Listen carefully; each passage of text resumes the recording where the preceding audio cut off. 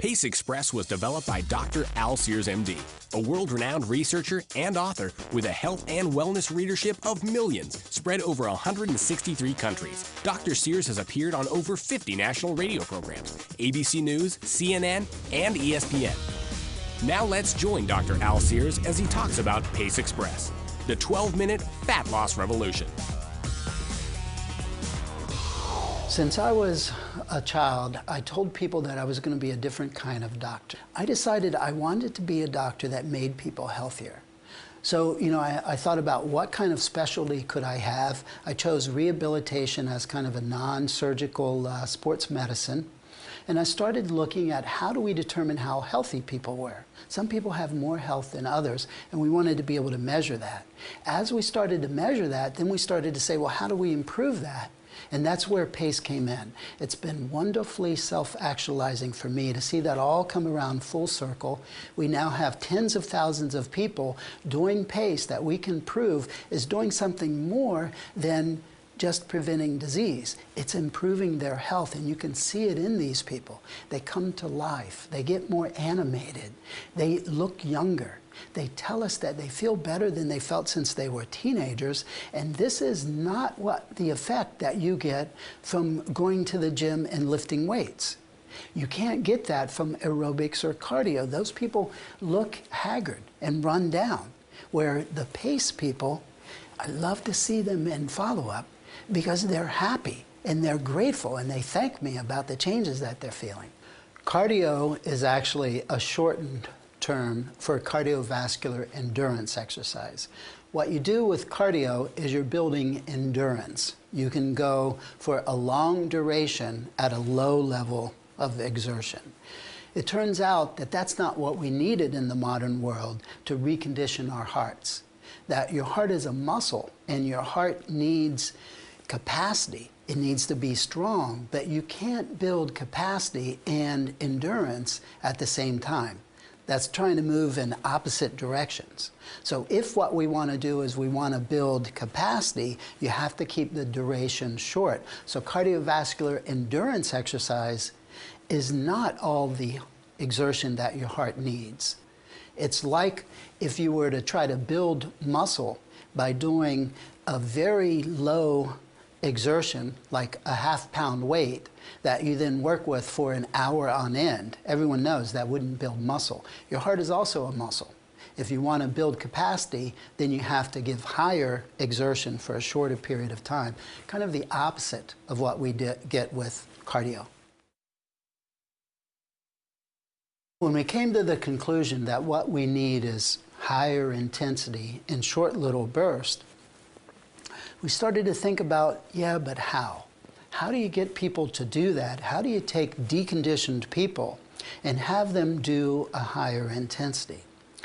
The trick that we found to solve that problem was really in the progressive element.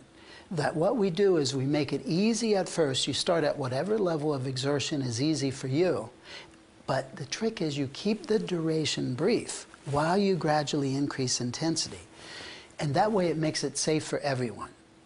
But how are you going to challenge your heart and lungs sufficiently if you're deconditioned?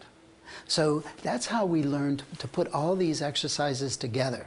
So what we do is we work one muscle group and then the next muscle group and the next muscle group in a specific sequence that we call muscle sequencing, so that you can challenge your heart and lung without fatiguing an individual muscle. And in that way, you also challenge your metabolic rate, and challenging your metabolic rate is what causes the weight loss, the burning off of the fat. I think we made a mistake in focusing so much on weight loss, because weight loss is really a composite number. When you lose weight, you could be losing fat, you could be losing muscle, you could be losing bone density, you could be losing internal organ weight, you could be losing water weight. All of those would be registered on the scale as losing weight, but they're not the same. All pounds are not created equal. You want to burn off that which you don't need. And in this case, the fat is disease producing. You really should be focused on fat loss instead of weight loss. We can measure that, and that's what we do with our P.A.C.E exercise program. Instead of encouraging people to get on the scale and track their weight, we're encouraging them to use our calipers that you get with the program so that you can measure your fat. Because if you focus specifically on fat loss, it is much more sustainable. Why is that true? Well, remember I said that if you're losing weight, it can be bone, it can be organ weight, it can be water, or it can be muscle.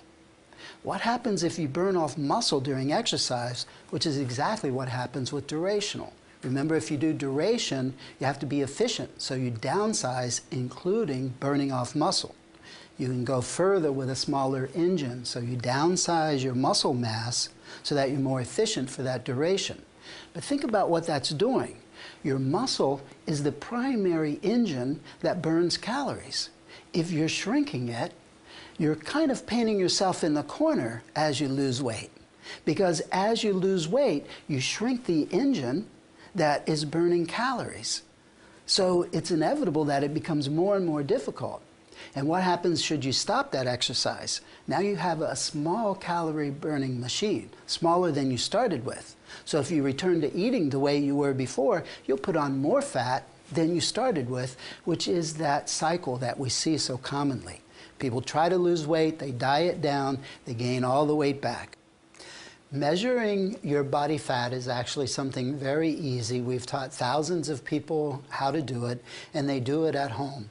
We use a set of calipers, and we give you instructions. You will use 3 different body sites and measure your what we call subcutaneous body fat with little pinchers. You then put that on a table, and it tells you what your body fat is.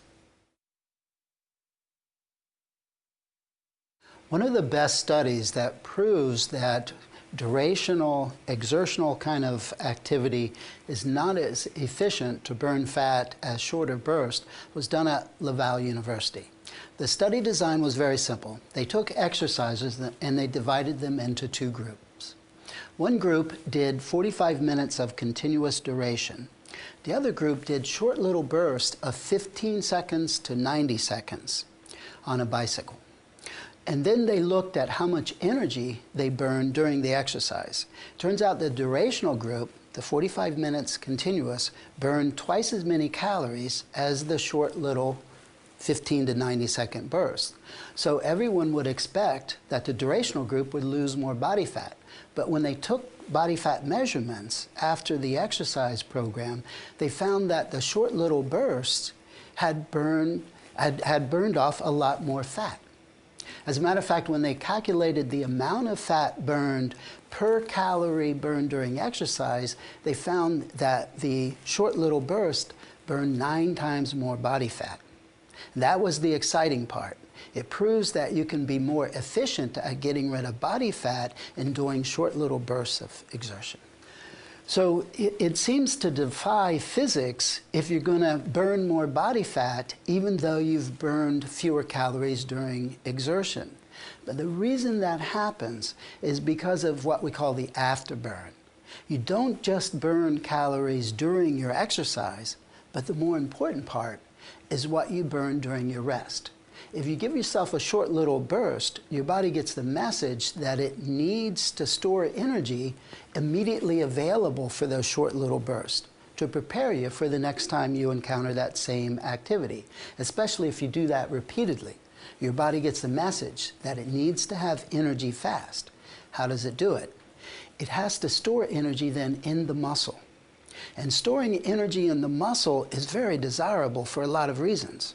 For one thing, when you have your energy stored in the muscle, you feel it. Because that energy is instantaneously available, you feel more energetic. Fat, remember, is a very slow burn fuel. That's why they tell you you have to exercise for 20 minutes or so to burn fat, because it takes that long to gear up fat burning. You have to burn it a little bit at a time as you break down the fat. But when you store energy in muscle, it's available in an instant. So it makes you feel more energetic. That's a wonderful side effect of doing the P.A.C.E program. As people come alive, they become more animated. They tell us that they have more energy than they had since they were children. Because as you age, you store more and more of your calories as fat. As you convert your body to burning fat, you feel lethargic, you feel tired, because that fat fuel is not very easy to get out. You have to work at it. You got to use your strength of will, and you feel it. You feel that lack of energy. We made a mistake of thinking that the benefit of the exercise occurred during the exercise, but all the important benefit of exercise occurs while you rest. What the exercise has to do is reprogram the changes that you're going to make to your body while you rest. So this reprogramming your body actually turns out to make it much easier. You don't have to burn off that 30 pounds of fat while you are exercising. You just have to key in the program changes that tells your body that it doesn't need the fat, and P.A.C.E is scientifically designed to do exactly that.